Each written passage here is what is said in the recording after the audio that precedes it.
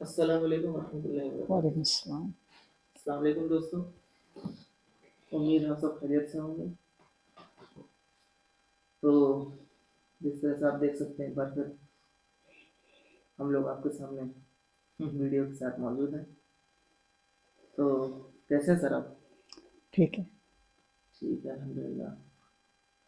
जैसा कि आप लोग जानते हैं कि लास्ट वीडियो में हम लोगों ने जो डिस्कशन किया था, किस टॉपिक पर था? वो जो जावेद अख्तर साहब का स्टेटमेंट, उसी पर हम लोगों ने डिस्कस किया था। काफ़ी हद तक डिस्कशन हुआ था। अब आज उसके बाद का डिस्कशन करेंगे, क्योंकि सुनने में आया ही, आप लोगों के कमेंट्स आए और काफ़ी कुछ सुनने में आया, तो उसी को आज आगे बढ़ाते हैं। कई बातें उसमें हम लोगों ने डिस्कस करी थी, बट जो उनकी सबसे बोल्ड बात कंसिडर की जा रही थी वो ये थी कि मैं अथीस्ट इसलिए हूँ क्योंकि मैं सोचता हूँ।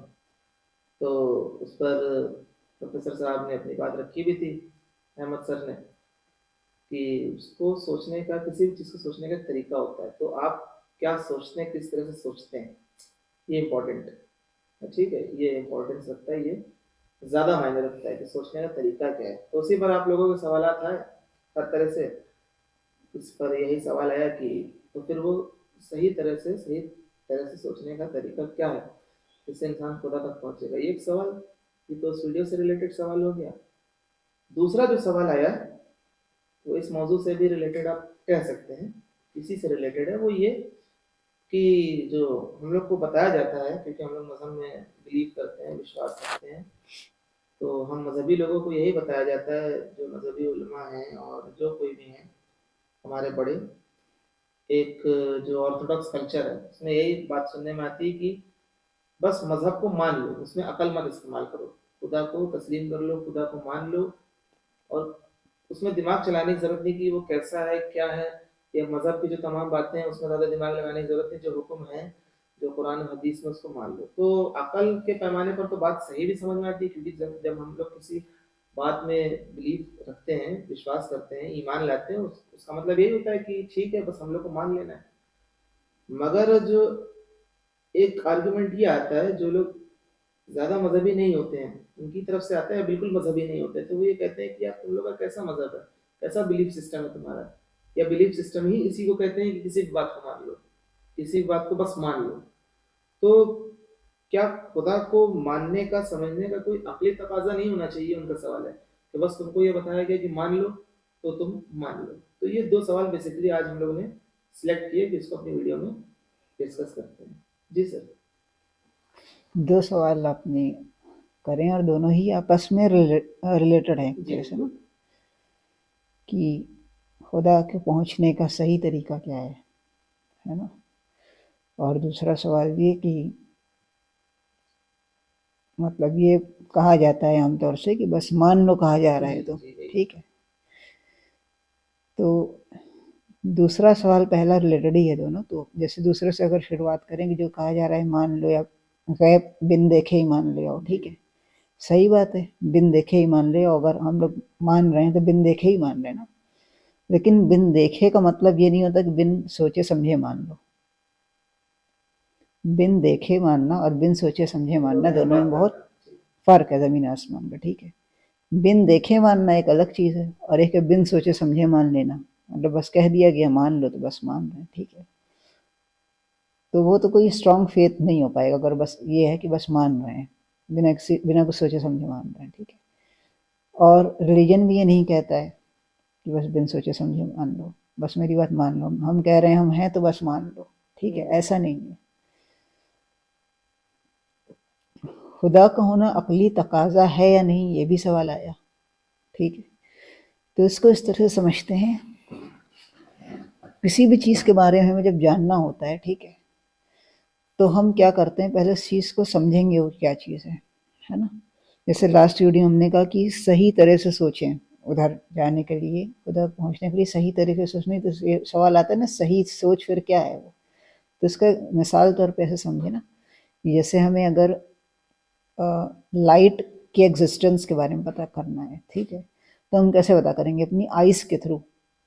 अपने कानों के थ्रू हम लाइट को समझ सकते हैं? कभी नहीं समझ सकते। एक अंधा आदमी लाइट को नहीं देख सकता है, ठीक है, क्योंकि लाइट को सेंस करने के लिए हमारे पास ईयर का नहीं, आइज की जरूरत है ना।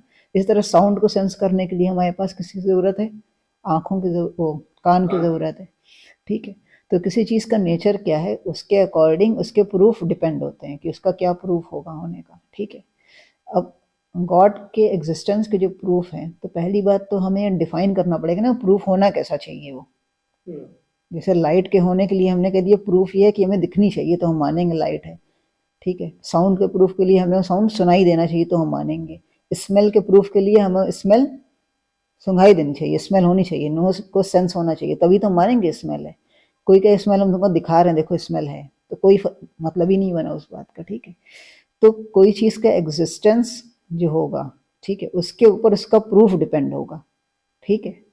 अब प्रूफ जो होगा वो उसी से रिलेटेड होगा, उस जिस चीज को हम ढूंढ रहे हैं उसका जो नेचर है उसके बेसिस पे प्रूफ तय होगा। तो इसमें सबसे बड़ी प्रॉब्लम ये होती है, जो लोग मजहब से हटे हुए हैं, ठीक है, जो खुदा को तलाश करते हैं, भगवान को तलाश करते हैं, वो ऐसे प्रूफ चाहते हैं जो उसके प्रूफ हो ही नहीं सकते, ठीक है। जैसे वो कहते हैं कि हमें खुदा को दिखा दो, या खुदा देख लें, हम भगवान को देख लें, कहाँ है वो, इतना इनजस्टिस हो रहा है, भगवान कहाँ है, क्यों हेल्प नहीं कर रहा है, इसका मतलब भगवान नहीं है, ठीक है। तो ये सारे प्रूफ हैं ही नहीं उसके ना। आप गलत प्रूफ ढूंढ रहे हो, तो पहले आपको ये तय करना पड़ेगा आप कैसा प्रूफ चाहते हो, किस तरह का, ठीक है। और इसकी बात करते हैं प्रूफ होना कैसे चाहिए। प्रूफ कभी भी ऐसा नहीं होगा जिसमें सारे इंसान एक बार में उस खुदा को देख लें, ठीक है। प्रूफ ऐसा होगा जिसमें आपको थोड़ी आपको अपनी अकल इस्तेमाल करनी पड़ेगी। अकल इस्तेमाल करने का मतलब ये नहीं कि आपको बहुत बड़ा साइंटिफिक कोई काम करना पड़ेगा, बल्कि आपको कॉमन सेंस से, कॉमन पर्सन जैसे सोचता है वैसे आप सोच लें एकदम नॉर्मल तरीके से, ठीक है। तो खुदा के होने के अगर देखा जाए तो प्रूफ क्या क्या है, ठीक है। अगर कॉमन सेंस की बात करें तो हमें कोई भी चीज़ पता चलती है उसके बेसिकली 4 से 5 सोर्सेज होते हैं, ठीक है। एक सोर्स तो ये, अच्छा देखना हमेशा सोर्स नहीं होता है, ज़रूरी नहीं हर चीज़ जो देखें उसी को माने, ठीक है। जैसे एक प्रूफ है किसी चीज़ के होने का, वो है इंट्यूशन, जिसको लोग इग्नोर कर देते हैं आमतौर से। इंट्यूशन एक बहुत ही अहम सोर्स है, ठीक है। इंट्यूशन एक जो सोर्स हो गया, पहले मैं सोर्स गिना देता हूँ, ठीक है। एक सोर्स है हमारी इस्टेब्लिश्ड हिस्ट्री, ठीक है, जो इस्टेब्लिश्ड हिस्ट्री वो क्या बता रही। एक सोर्स है डिडक्टिव रीजनिंग, और ठीक है, जो इन्फ्रेंस हम निकालते हैं किसी चीज़ से। और एक चीज़ है टेस्टिमनी, मीन्स मेरे साथ कोई चीज़ नहीं हुई लेकिन किसी दूसरे के साथ हुई और हम उस पर्सन पर ट्रस्ट करते हैं तो हमने उसकी टेस्टिमनी को एक्सेप्ट कर लिया, ये भी एक सोर्स है जानने का। और पांचवा सोर्स है ऑब्जर्वेशन, ऑब्वियसली हमने खुद देख लिया उस चीज़ को, या देख लिया, सुन लिया, ठीक है, महसूस कर लिया। तो ये बेसिकली सोर्सेज हैं। तो क्या खुदा को पहुंचने के लिए सोर्सेज यूज होते हैं कि नहीं होते हैं? बिल्कुल होते हैं। कोई मतलब खुदा कोई ऐसी अजनबी सी चीज़ नहीं है गॉड का कॉन्सेप्ट जो है कि बस किसी ने बता दिया मान लो तो मान लो, ऐसा नहीं है। सबसे फर्स्ट हम बात करते हैं इंट्यूशन की। इंट्यूशन क्या है? हमारे अंदर गुस्सा है, मोहब्बत है, नफरत है, जलन है, तमाम चीज़ें हैं ना इंसान के अंदर, एक इमोशंस हैं। इसको हम देख नहीं सकते, आप भी नहीं देख सकते हो। माँ की ममता है, आप देख सकते हो माँ की ममता को? नहीं देख सकते। आप देखते कब हो? जब उसका ज़हूर होता है, मतलब जब वो डिस्प्ले होती है वो चीज़, आप तभी उसको देख सकते हो। जैसे मेरे अंदर मैं गुस्सा हूँ, आप नहीं जान सकते जब तक मैं उसको शो ना करूँ, लेकिन मुझे पता है कि मैं गुस्सा हूँ। तो ये जो एक इनर सेंस है, ये एक बहुत बड़ा सोर्स है किसी भी नॉलेज तक पहुँचने का।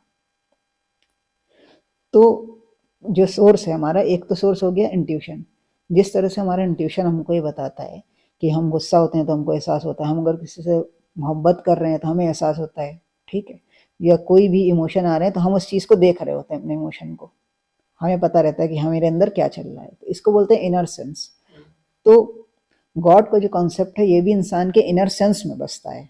जब उसको उसके माँ बाप बताते हैं कि ये कोई खुदा है तुम्हारा, ठीक है, तुम्हें इसकी बात करनी चाहिए, या आप बताया था तुम्हारे भगवान है, इनकी पूजा करो, तो बच्चा क्या करता है, उस चीज़ को एक्सेप्ट करता है ना। उसको मानने में कुछ प्रॉब्लम नहीं होती कि ये कौन सी चीज़ हमको बता दी, ये तो अजीब सी बात बता दी आपने।